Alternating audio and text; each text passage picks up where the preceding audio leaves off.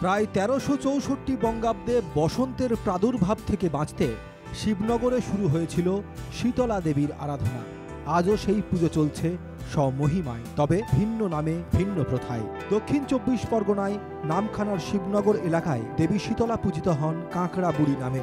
ভোগেও দেওয়া হয় কাঁকড়া। স্থানীয়রা জানান, প্রায় ৬১ বছর আগে এলাকায় বসন্তের প্রাদুর্ভাব দেখা দেয়। রোগ থেকে বাঁচতে মেদিনীপুরের এক তান্ত্রিক পুরোহিতের কথার মতো শুরু হয় এই পুজো।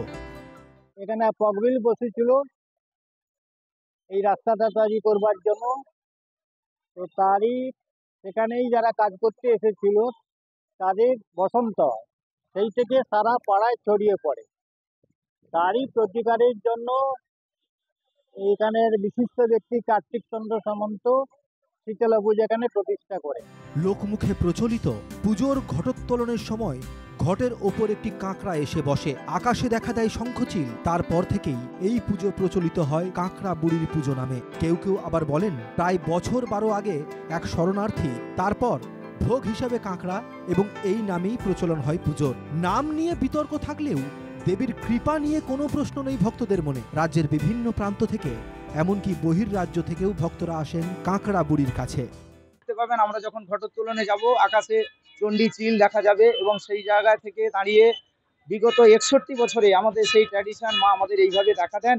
আমরাও মায়ের কৃপা লাভ করি। আর বিভিন্ন জায়গায়, বিভিন্ন পুকুর থেকে নদী, বিভিন্ন জায়গায় কাঁকড়া দেখা যায়। তাই মা এখানে কাঁকড়া মায়ের মন্দির এবং চিলোরা মায়ের মন্দির নামে প্রসিদ্ধ লাভ করেছে।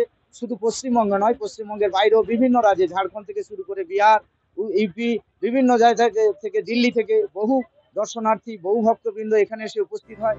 প্রথম দিকে ছোট করে পুজো হলেও বর্তমানে বিশাল আয়োজন হয়। প্রায় সপ্তাহখানেক ধরে চলে মেলা, ভিড় জমান লক্ষ লক্ষ ভক্ত। এইরকম একটি আধ্যাত্মিক যে পুজো, এটা সত্যি আমাদের সবাইকে করে, মানে কি বলবো, আমাদেরকে উজ্জীবিত করে।